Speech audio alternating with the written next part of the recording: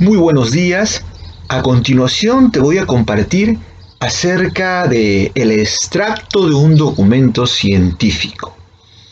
Un documento de ciencia es objetivo, presenta argumentos. Bien, vamos a ir al libro de Juan. ¿Sí? Materia de estudio de la ciencia de la teología, el libro de Juan, y vamos a utilizar la relación que hay con otros libros también que llegan a formar parte de las Sagradas Escrituras. Así se conocen, pero lo principal que es un documento científico, objetivo, verificable y presenta argumentos. Bien, el libro de Juan, en el capítulo 1, el versículo 12 y 13, tenemos dos argumentos. Mas a todos los que le recibieron, a los que creen en su nombre, les dio potestad de ser hechos hijos de Dios. Observemos aquí la palabra que están aquí con rojo, creen.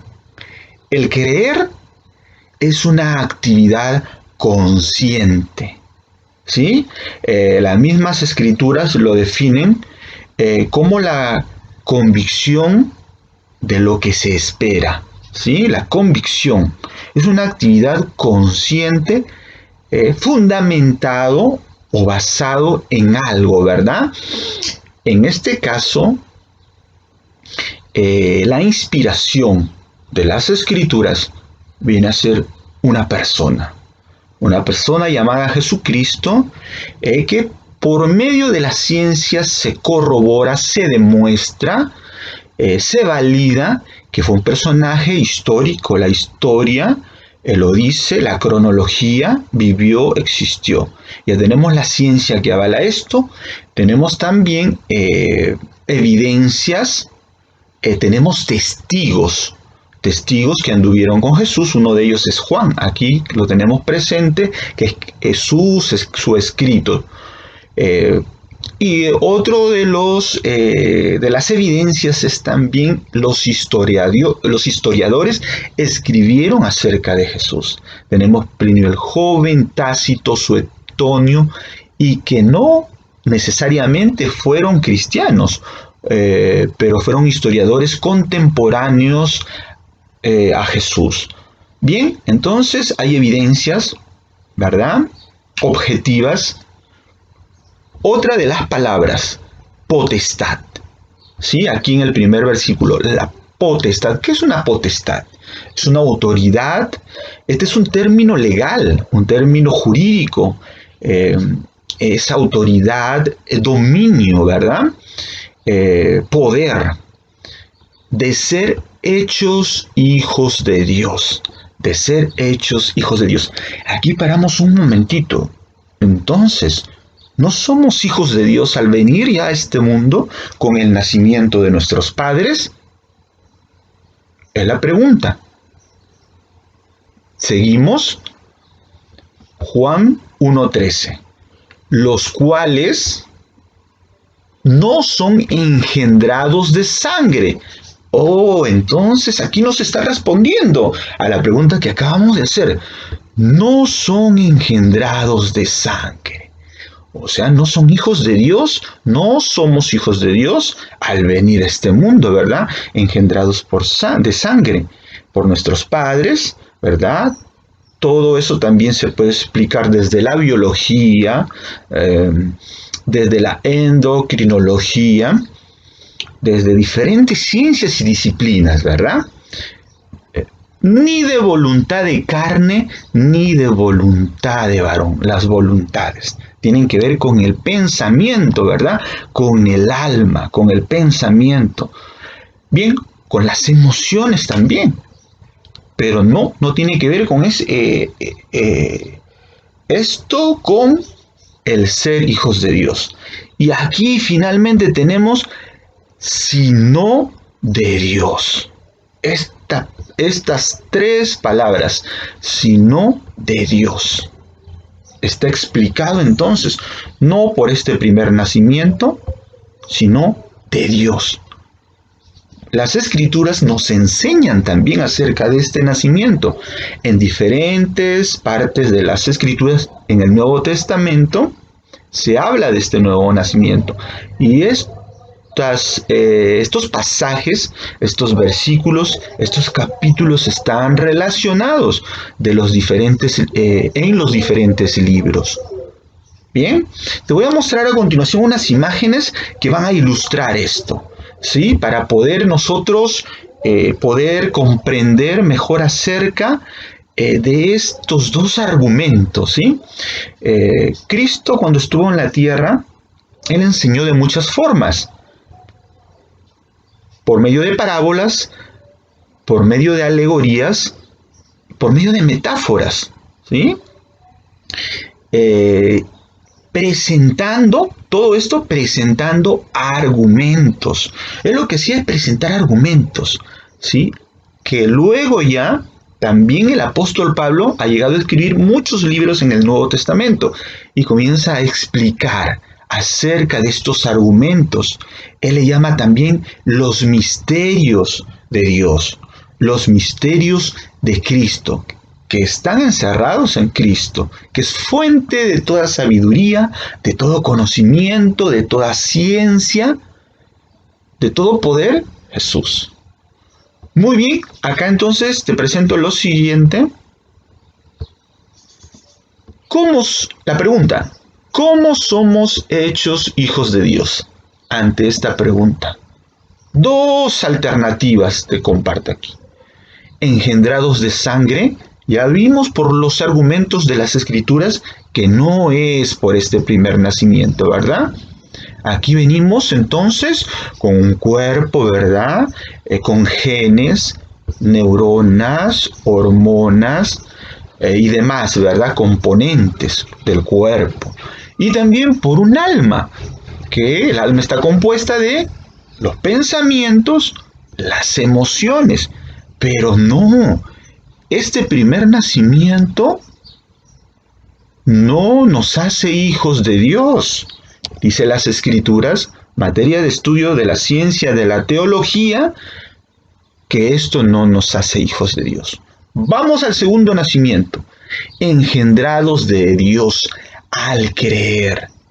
Al creer. Bien, esta proposición, engendrados de Dios al creer, ¿cómo está fundamentado con las Escrituras? Te voy a compartir solamente dos versículos. Como estos dos versículos que están aquí, hay muchos, sí, muchos en las Escrituras, pero te voy a compartir estos dos que están relacionados.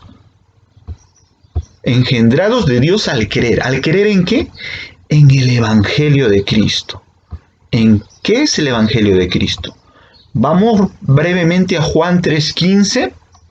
Juan 3:15 está hablando aquí el Señor Jesús y presenta un argumento. Cuando Él estuvo conversando con Nicodemo, Nicodemo se acercó a Él de noche y le comienza a hacer varias preguntas. Jesús le responde. Nicodemo no logra entender tres proposiciones ahí que le llega a hacer Jesús. Y ante la pregunta continua de Nicodemo, que es, ¿cómo puede hacerse esto del nuevo nacimiento? El Señor Jesús le dice, Nicodemo, ¿recuerdas cuando Moisés, y esto es una alegoría, ¿ok? Esta es una alegoría que utilizó el Señor Jesús. ¿Recuerda Nicodemo cuando Moisés levantó la serpiente en el desierto y le dijo al pueblo que estaba siendo picado por unas serpientes vivas, ¿no? Serpientes. ¿Qué es lo que le dijo Dios a Moisés? ¿Sabes qué? Hazte una serpiente de bronce y colócalo ahí en el centro del campamento. Y eso hizo Moisés.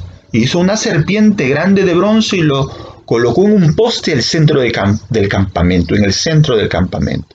Y cuando las personas que eran picadas por las serpientes miraban esta serpiente ahí en el poste esta serpiente de bronce y eran picadas, eran mordidas por las serpientes, ya no morían. Entonces continuó, así Jesús le dice, de tal manera para que todo aquel que mira al Hijo de Dios, me mira a mí, Él está hablando, el Señor Jesús, ¿no? No muera, sino vive eternamente. Para que todo aquel que en Él cree no se pierda, mas tenga vida eterna. Así va a ser Nicodemo, ¿sí? Así como fue levantada esa serpiente de bronce ahí, y todo aquel que miraba esa serpiente no moría, así va a ser conmigo. Yo voy a ir a esa cruz, voy a dar mi vida, voy a derramar mi sangre, que es la ofrenda por la vida eterna de ustedes. Y con la vida eterna iba a ser el nuevo nacimiento. Y con el nuevo nacimiento, y por el nuevo nacimiento, somos hijos de Dios. Al mirar y creer en lo que Jesús hizo en la cruz. ¿Qué hizo en la cruz? Dar su vida, dar su sangre. ¿Creemos en ello? Como regalo, como gracia, Dios nos da esa potestad de ser hechos hijos de Dios. Esa potestad, esa autoridad, ese poder, ese dominio de ser hechos hijos de Dios como regalo. ¿Por qué? Causa, por creer. Consecuencia, el ser hijos de Dios.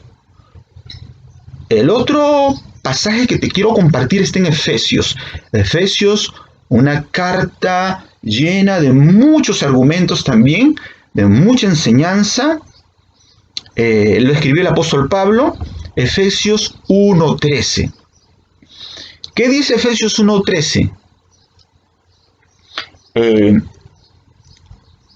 Así también vosotros, dice, habiendo oído la palabra de verdad y específicamente el evangelio de vuestra salvación, fueron sellados con el Espíritu Santo de la promesa.